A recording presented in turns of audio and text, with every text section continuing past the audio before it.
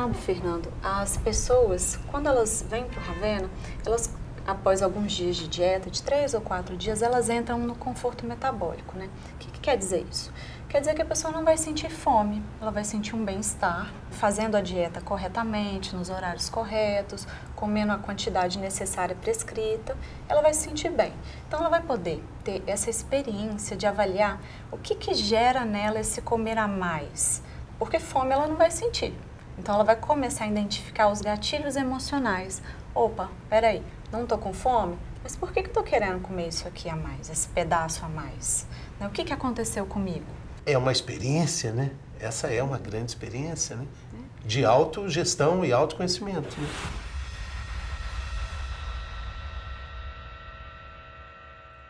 Existem vários tipos de grupo, né? Tem grupo para mulheres, para homens, os grupos que são mistos. Num primeiro momento você vai participar de um tipo de grupo no seu primeiro momento do tratamento, depois você vai para o grupo da manutenção. Então é tudo pensado para exatamente isso, esse autoconhecimento. Sim, uma trajetória de experiência, né? De experimentar algo que eu acho muito legal, essa descoberta, que você descobre que você tem um controle.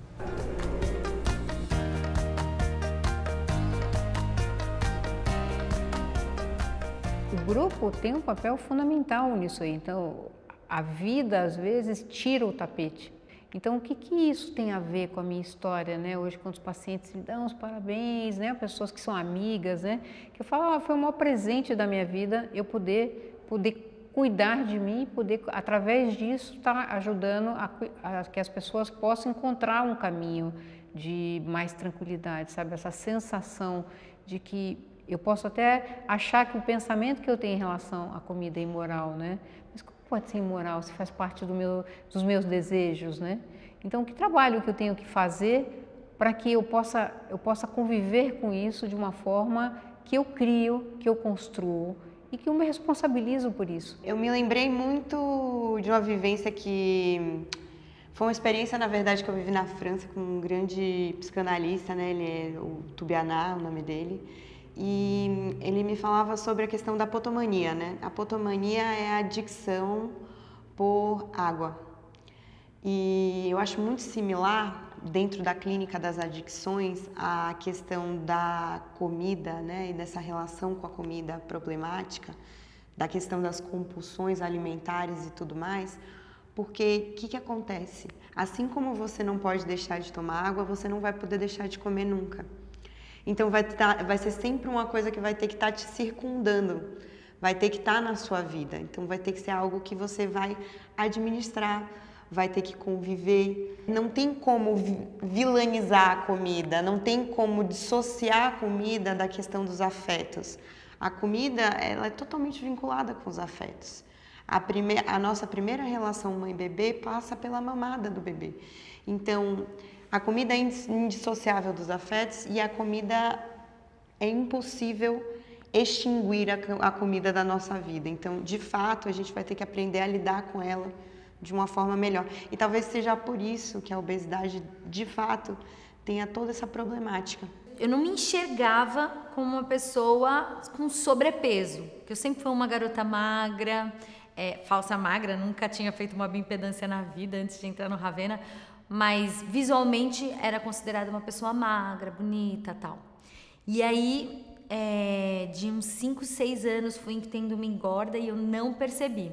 Eu lembro quando eu entrei numa loja, foi assim que eu percebi que alguma coisa estava muito errada, que eu provei o G e esse G também não serviu. Eu saí chorando sozinha da loja, quieta. Eu estava com o meu noivo, namorado, na verdade, a gente morava juntos. Eu falei, eu preciso ir embora daqui urgente, porque aconteceu um desastre, nem o G serve em mim. Quando você chega num lugar que você já não estava mais, ou seja, quando você ganhou esse peso, né, que volta a fazer parte da sua existência no mundo, a sensação de culpa é inevitável. Existe uma resistência de encarar não só a balança, mas encarar uma amiga querida que é a Moema até para um almoço. Eu não vou almoçar. Ela vai me pegar numa bioimpedância, eu não vou. E desculpas e mais desculpas, e enfim. Mas é uma desculpa que você está dando para você mesmo, né? E quando você comete o auto-engano, esse é o maior de todos os pecados. Você está enganando a você mesmo e aí tudo fica mais simples. Quando você tem a coragem de se enganar, aí você tem coragem também para enganar o mundo inteiro. Então, quando você falou da culpa, né, que você acaba entrando num processo, percebeu que vai aumentando, muitas vezes a gente não sabe nem quanto aumentou, porque a primeira coisa que a gente evita é se pesar, isso aconteceu muito comigo. Para mim vem junto um sentimento de frustração, porque você fica meio loser, né? Quando você fala, eu não vou na clínica almoçar com a Moema e ela me falar que eu tenho que fazer a bio e tudo mais, é uma coisa meio de perdedor, assim, que eu sinto, né? Então, na verdade, isso tudo faz rever no que a gente quer acreditar. É muito interessante porque a questão da vergonha, ela é uma questão meio sem dimensão, sem proporção. Ela é quase como um objeto que você não consegue tangenciar. Por exemplo, existe uma diferença entre a culpa e a vergonha. A culpa, ela tem em si um objeto, um sujeito. E aí a vergonha não, ela é uma coisa dissociada de objeto, de sujeito. Então ela fica uma coisa tão subjetiva que às vezes é difícil de conseguir entender o que ela é, de onde que ela vem.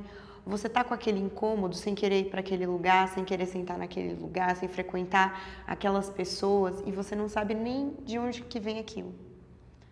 Então talvez a vergonha seja um fator que te impeça mais de voltar à clínica do que a culpa em si. Quando a Paulinha trouxe sobre os afetos, né, e a comida está no dia a dia e vamos ter que lidar. Essa é a minha grande dificuldade. Eu consegui emagreci 24 quilos, me mantive durante um bom tempo, aí aconteceu algo muito forte de doença na família e eu tinha que lidar com a dor da doença sem pôr a comida no lugar. Eu sustentei durante um tempo e depois que as coisas começaram a se ajustar, eu fui comendo outra vez, mas comendo as dores da vida. E aí lidar com isso sem pôr a comida, que é essa a proposta, lide com uma maturidade, enfrentando aquele sentimento, sem botar a comida para fingir que o sentimento, para ter um pequeno prazer, né? Que a comida entra como anestésico de uma dor momentânea. E é muito interessante porque eu também vivo um processo muito também intenso de autoconhecimento, de meditação, de olhar para dentro. E analisar a comida é algo que tem muitos pontos de contato com esse processo.